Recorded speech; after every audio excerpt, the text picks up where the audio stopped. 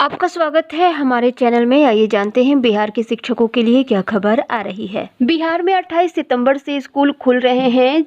Unlock 4 के अंतर्गत स्कूलों को खोला जा रहा है, जिसमें काफ़ी सारे नियमों को लागू किया जाएगा। इसी के मद्देनज़र पत्र भी जारी कर दिया गया है। शिक्षा विभाग से पत्र जारी हुआ है।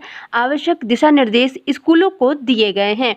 ये दिशा निर्देश सभी शिक्षकों को भी पालन करना है। इस पत्र में कहा गया है कि भारत सरकार के गृह मंत्रालय के आदेश संख्या 43/2020 दिनांक 29 अगस्त 2020 एवं अपर सचिव निदेशक माध्यमिक शिक्षा बिहार पटना के पत्रांक 1586 दिनांक 22 सितंबर 2020 के तहत कोविड-19 पेंडेमिक के मद्देनजर पूर्व में लगाए गए लॉकडाउन के क्रम में अनलॉक 4 के लिए आवश्यक दिशा निर्देश निर्गत किया गया है।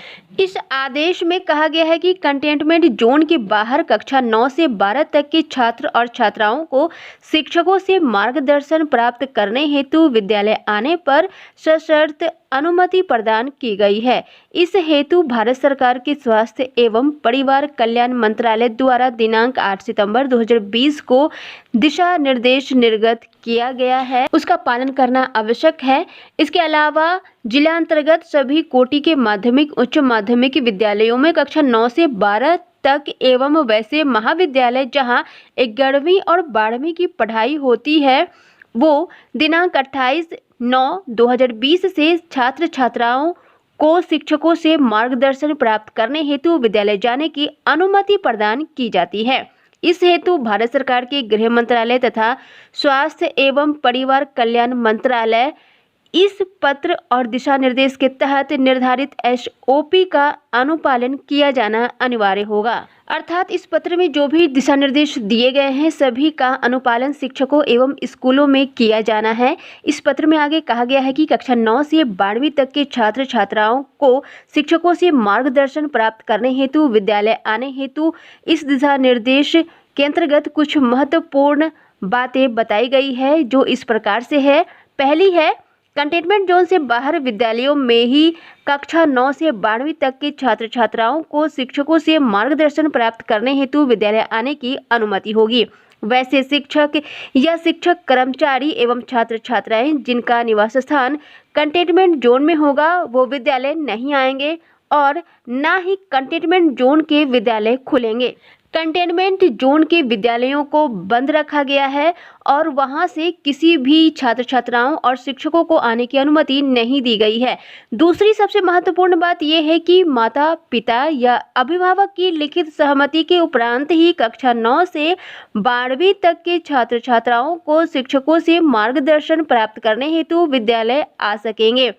यह व्यवस्था स्वैच्छिक आधार पर होगा, अर्थात छात्र छात्रा स्वेच्छा से इसमें सम्मिलित हो सकेंगे। तीसरी सबसे महत्वपूर्ण बात यह है कि विद्यालय में शिक्षक और शिक्षकेतर कर्मियों की अधिकतम संख्या 50% के साथ प्रतिदिन छात्र छात्राओं की संख्या का अधिकतम 1/3 ही उपस्थित होंगे, अर्थात शिक्षकों की संख्या 50% होगी, छात्र छात्राओं की संख्या अधिकतम 1/3 ही होगी। और इसमें यह भी कहा गया है कि छात्र छात्राओं को 3 श्रेणी अर्थात सोमवार, बृहस्पतिवार, मंगलवार, शुक्रवार और बुधवार और शनिवार में बांटकर विद्यालय में आने की अनुमति दी जाएगी। अर्थात जो विद्यार्थी सोमवार को आएंगे वो फिर बृहस्पतिवार को आएंगे और जो मंगलवार को आएंगे वो पुनः शुक्रवार को आएंगे। ऐसा ही जो विद्यार्थी बुधवार को आएंगे वो फिर दोबारा शनिवार को आएंगे। इस तरह से 3 श्रेणी बना करके छात्राओं को स्कूल में बुलाना है। सभी छात्राओं को एक साथ नहीं बुलाना है, 3 श्रेणी बना करके स्कूलों में छात्राओं को बुलाना है। इस चौथी सबसे महत्वपूर्ण बात यह है कि संबंधित विद्यालय प्रबंधन कक्षा संचालन करने के पूर्व विद्यालय को सैनिटाइज कराना सुनिश्चित करेंगे। जो विद्यालय पूर्व में क्वारंटाइन सेंटर के रूप में इस्तेमाल किए गए हों, उन विद्यालयों का सघन रूप से सैनिटाइजेशन कराना आवश्यक होगा। पांचवी सबसे महत्वपूर्ण बात यह है कि शिक्षक, शिक्षकेतर कर्मचारी एवं छात्र और छात्राओं द्वारा बायोमेट्रिक उपस्थिति का उपयोग नहीं किया जाएगा। इसके अलावा छठी सबसे महत्वपूर्ण बात यह है कि विद्यालय में सोशल डिस्टेंसिंग का पालन करना आवश्यक होगा। इसके साथ ही विद्यालय में नियमित अंतराल पर हाथ धोने की व्यवस्था आवश्यक रूप से की जानी चाहिए। सातवीं सबसे महत्वपूर्ण बात यह है कि विद्यालय में प्रार्थना सत्र, खेलकूद और ऐसी सभी गतिविधि जिससे एक स्थान पर भीड़ एकत्रित हो, विद्यालय में वर्जित रहेगा। आठवीं सबसे महत्वपूर्ण बात यह है कि विद्यालय के प्रवेश द्वार पर हैंड सैनिटाइजर की व्यवस्था की जाए। विद्यालय के प्रवेश द्वार पर हैंड सैनिटाइजर की व्यवस्था होगी, जिससे कि जैसे ही कोई शिक्षक या विद्यार्थी विद्यालय में प्रवेश करता है तो उसके हाथों को पूरी तरह से सबसे पहले हैंड सैनिटाइजर से सैनिटाइज करना आवश्यक होगा। इसके बाद नौवीं सबसे महत्वपूर्ण बात यह है कि कोविड-19 के संक्रमण से उत्पन्न होने वाले लक्षण यदि दृष्टिगत हो या जैसे ही पता चले तो तुरंत डॉक्टर से संपर्क करें और डॉक्टर से सलाह लें कि इस अवस्था में अब क्या किया जाना चाहिए और ऐसे बच्चों को अलग रखा जाए या फिर शिक्षकों को अलग रखा जाए। इनकी व्यवस्था अलग से की जानी चाहिए। इसके साथ ही ये भी दिशा निर्देश जारी किया गया है कि विद्यालय प्रबंधन एवं शिक्षक की सर्वोच्च प्राथमिकता छात्र छात्राओं की स्वास्थ्य की रक्षा करना है। और ये भी कहा गया है कि जो ऑनलाइन लर्निंग पूर्व से चली आ रही है, ये व्यवस्था अब भी रहेगी।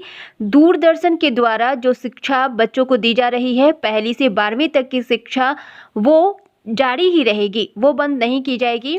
इसके साथ ही ये भी कहा गया है कि विद्यालय की साफ सफाई, सैनिटाइजेशन पर होने वाले व्यय को विद्यालय में संधारित छात्र कोष की राशि अथवा समग्र शिक्षांतर्गत प्राप्त होने वाले कंपोजिट ग्रांट की राशि से की जाएगी। छात्रावास एवं कोचिंग संस्थान पूर्व की भांति ही अगले आदेश तक बंद रहेंगे। सिर्फ और सिर्फ स्कूलों को खोला गया है। 28 सितंबर से 9वीं से 12वीं तक के छात्राओं को सिर्फ और सिर्फ पूछने के लिए खोला गया है।